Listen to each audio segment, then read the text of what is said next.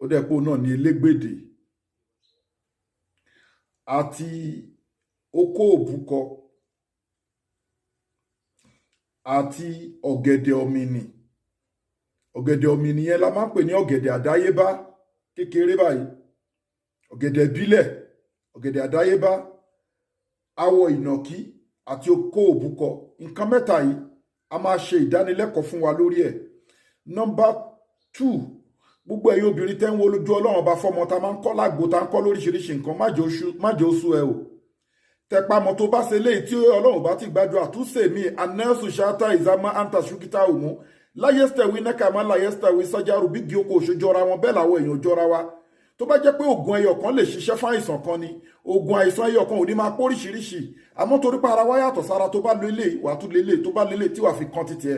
Ọlọ́run á yọ̀ǹda ọmọ fún yín, gbogbo ẹ̀yin tẹ́ ń wojú Ọlọ́run bá fọmọ. Bẹ́ẹ̀ náà ni gbogbo ẹ̀yin tẹ́ ní problem, ìṣòro lórí ìdákọ́lẹ̀, àbí wọ́n mú nǹkan ọmọkùnrin èèyàn, àbá ìsàn tó ń da nǹkan ọmọkùnrin láàmú generally.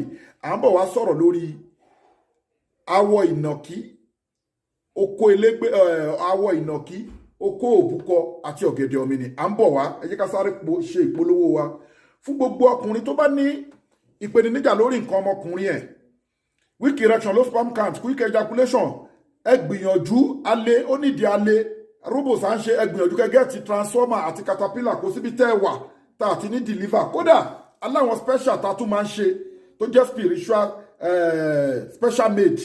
So gbogbo ọ̀kan tó ń da nǹkan ọmọkùnrin láàmú generally, ẹ gẹ́ẹ̀tì special made wa, kẹ́dẹ̀ gẹ́ẹ̀tì transformer wa, kẹ́dẹ̀ gẹ́ẹ̀tì caterpillar wa. Bí sí ní láì tá láì dúpẹ́ fọ́lọ́run, kò sí ìlú tẹ̀wá tá àti ní deliver fún yín.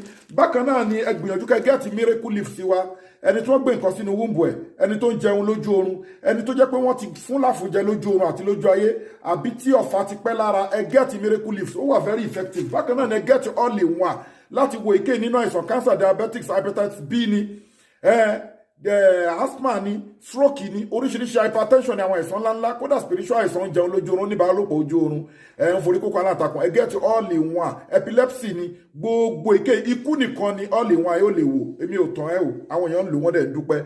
Ẹ WhatsApp wa lórí +276129563889.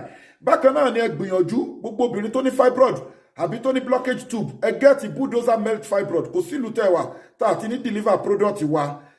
Àdúrà ló ń gbàgbára kọ. Bákan náà ni ẹ gbìyànjú kẹ́ gẹ́ẹ̀tì 2.5 human brain memory digital booster, get memory booster, oògùn ìsọ̀yè ilé àmù fọmọdé àti fún àgbàlagbà. Masalamu.